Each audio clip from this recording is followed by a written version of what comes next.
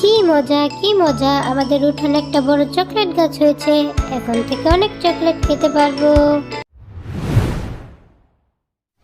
বোন, আমার না অনেক চকলেট খেতে ইচ্ছে করছে। চল না আমরা দোকানে গিয়ে চকলেট কিনে নিয়ে আসি। তুই একটু মাকে বলবি যাতে আমাদের টাকা দেয়। বোন, মায়ের কাছে তো বলবো, কিন্তু আমি তো জানি মায়ের কাছে অত টাকা নেই। যদি আমাদের বকে তো আমি কি করে বলবো? আমার খুব ভয় লাগছে। ভয় লাগছে? চল তাহলে আমি যাই, আমি গিয়ে মাকে বলবো। তারপর দুই বোন মিলে দোকান থেকে চকলেট কিনে খাবো। তারপর তারা দুই বোন তাদের মায়ের কাছে চলে গেল। মা, ও মা, আমাদেরকে টাকা দাও না, আমরা দোকানে গিয়ে চকলেট কিনে নিয়ে আসবো। আমাদের না অনেক চকলেট খেতে ইচ্ছে করছে। শোনা মা, দাও না আমাদেরকে টাকা। সব সময় শুধু চকলেট খাওয়ার বাহানা করিস, এত টাকা আমি কোথায় পাবো? হ্যাঁ, কালকে দুই বোন মিলে কতগুলো চকলেট খেলি। এভাবে চকলেট খেলে তো দুই বোনের দাঁত কেটে একদম শেষ করে দিবে। ও মামা, তুমি তো আমাদের ভালো মা, আমাদের দুই বোনকে দাও না 5 টাকা করে 10 টাকা, আমাদের শোনা মা। হয়েছে হয়েছে, দুই বোন তো খুব ভালো ইমপ্রেস করতে শিখেছিস। আমার কাছে 10 টাকা নেই, 20 টাকা আছে। 10 টাকা চকলেট কিনে আর 10 টাকা আমাকে ফেরত দিবি। তারপর দুই বোন চলে গেল চকলেট কিনতে। বাবা, বলো তো দেখি আমার এখানে ক টাকার বাজার হয়েছে?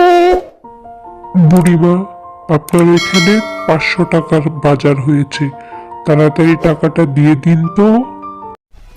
কি বলছো এসব? আমার হিসেবে তো 300 টাকা হয়েছে, আমি তো অত টাকা নিয়ে আসিনি। আরে বুড়িমা, বাজারে সব কিছুর দাম বেড়েছে, আর আমার দোকান থেকে নিলে এসব বেশি দামেই নিতে হবে। বুঝতে পেরেছি বাবা, আমাকে বৃদ্ধ শালিনী পেয়ে ঠকিয়ে নিলে। এভাবে লোক ঠকানো বন্ধ করো। আঙ্কেল আঙ্কেল, আমাদের দুজনকে 10 টাকা দিয়ে দুটো চকলেট দেন তো। সে তো বুঝলাম, কিন্তু কি চকলেট নিবে তোমরা? চকলেটের কিন্তু দাম বেড়েছে, 10 টাকা দিয়ে চকলেট হবে না।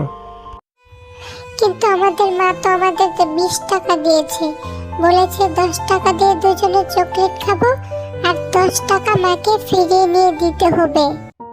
বাচ্চা দুটোকে ঠকিয়ে আজকে 10 টাকার চকলেট 20 টাকা রেখে দেব। মা, আমরা দুজনে দুটো চকলেট নিয়েছি, কিন্তু বাঘ আঙ্কেল 10 টাকা ফেরত দেয়নি।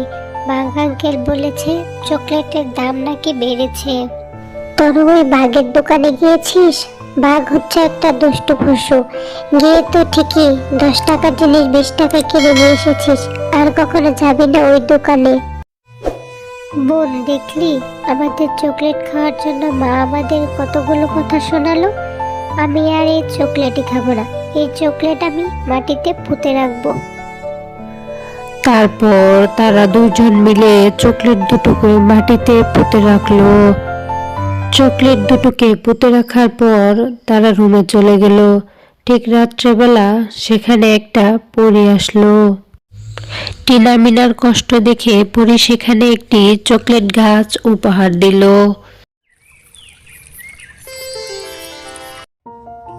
বোন বোন, দেখ আমাদের উঠানে কত বড় একটা চকলেট গাছ হয়েছে।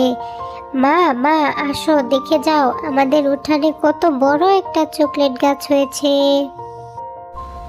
হ্যাঁ তাই তো, এত বড় চকলেটের গাছ, সব দামি দামি চকলেটের গাছ, আমি জীবনেও দেখিনি। কি করে হলো? আমি হলাম জাদুর চকলেট গাছ। তোমার মেয়ের কষ্ট দেখে পরী আমাকে তোমাদের উপহার দিয়েছে। তোমরা এখন এই চকলেট খেতে পারবে, বিক্রি করতে পারবে এবং তোমার বন্ধু বান্ধবদেরকে খেতে দিবে।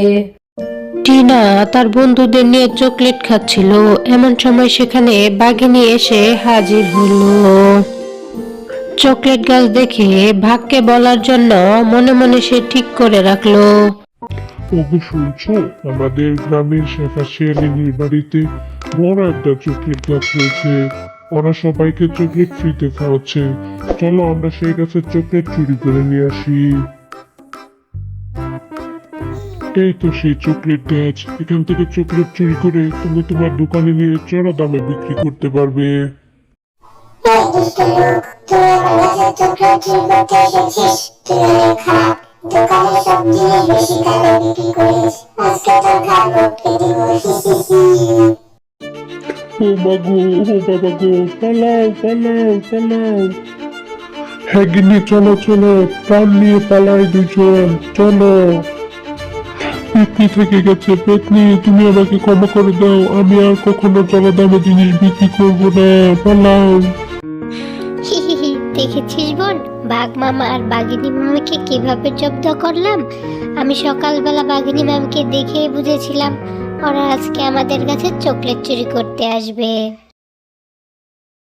হ্যালো ছোট্ট বন্ধুরা, গল্পটি ভালো লাগলে আমাদের চ্যানেলটি সাবস্ক্রাইব করুন এবং নতুন নতুন গল্প পেতে লাইক, কমেন্ট, শেয়ার করে পাশে থাকুন। ধন্যবাদ।